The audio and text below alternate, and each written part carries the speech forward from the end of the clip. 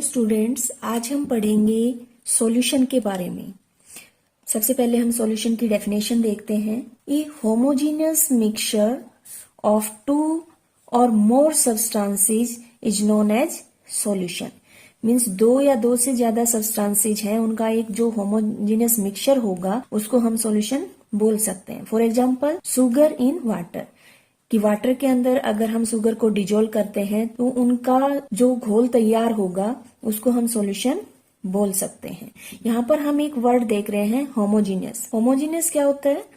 Means a solution whose composition is same throughout, it has only one phase.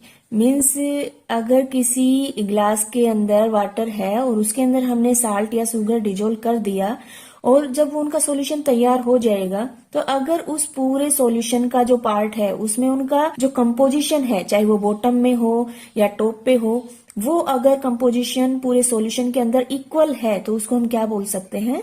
Homogeneous.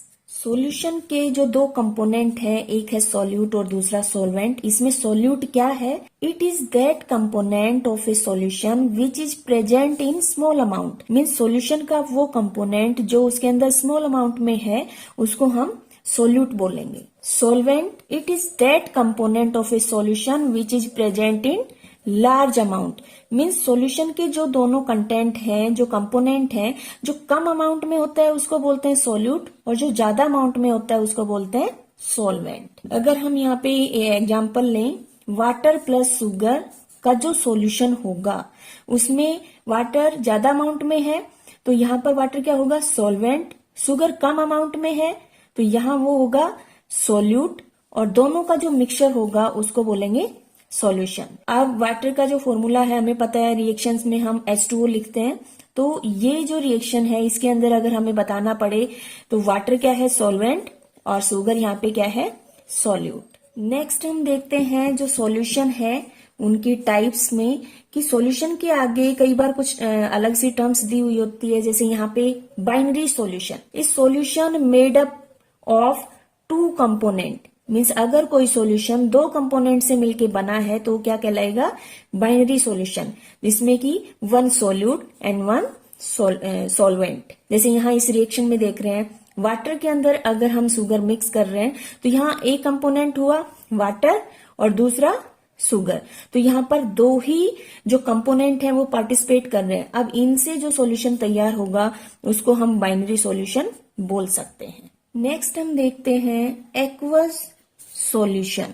Aqueous solution क्या होगा? A aqueous solution is any solution in which water is the solvent. Means कोई भी एक ऐसा solution जिसमें solvent अगर water है तो उसको हम क्या बोल सकते हैं?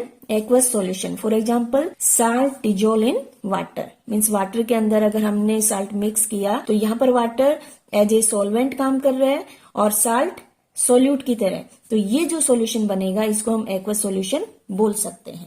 नेक्स्ट हम सॉल्यूशन की कैरेक्टरिस्टिक्स देख लेते हैं। ये जो सॉल्यूशन है उसमें कौन कौन सी प्रॉपर्टी होती हैं। जो फर्स्ट है वो है ए solution consist of A homogeneous mixture. जैसा कि हमने पहले ही डेफिनेशन में पढ़ा कि जिन भी सब्सटेंसेस से मिलके जो सॉल्यूशन तैयार हो रहा है वो होमोजेनियस नेचर का होगा, कि उसमें जो पार्टिकल्स हैं वो इस तरीके से एक दूसरे के अंदर डिजोल्व हो कि वो एक होमोजेनियस मिक्सचर की तरह लगे।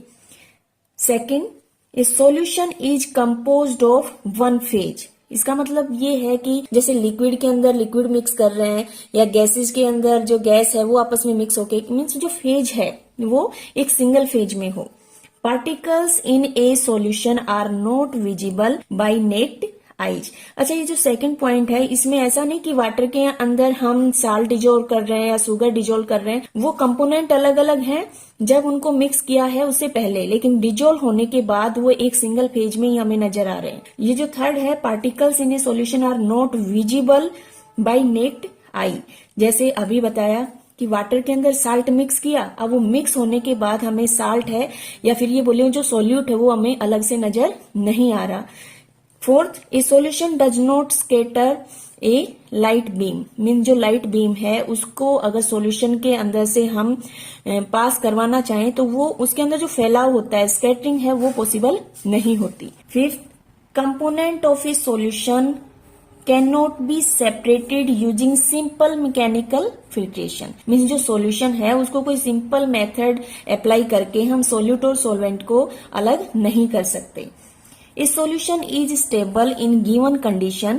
For example, in a particular temperature, means ये जो कंडीशंस हैं, कुछ कंडीशंस दी हुई हैं, उनके अंदर अगर सॉल्यूशन जो होमोजेनियस स्टेज में है वो उसी में रहेगा इन ए पर्टिकुलर टेम्परेचर और pressure, it does not require stirring और other method to remain homogeneous. इसमें यही बताने की कोशिश हुई है कि जो सॉल्यूशन है उसकी मेन प्रॉपर्टी यही है कि उसको ऐसा नहीं हो कि बार बार हमें उसको हिलाने की जरूरत पड़ रही है या पार्टिकल्स को मिक्स करके देखने की कि हाँ जो पार्टिकल है, जो सॉल्यूट है, कहीं वो बॉटम में ज्यादा है या टॉप में ज्यादा है, ऐसी कंडीशन नहीं होती। सॉल्यूशन की मेन कंडीशन ही यही है कि वाटर के अंदर या फिर कोई सॉल्वेंट है उसके अंदर कोई सॉल्यूट डिजोल्व किया तो इस तरीके से उसमें मिक्स हो जाए कि उसका जो घोल है वो एक होमोजेनियस नेचर का मिले, जिसे हमें बार बार हिलाने की जरूरत ना पड़े।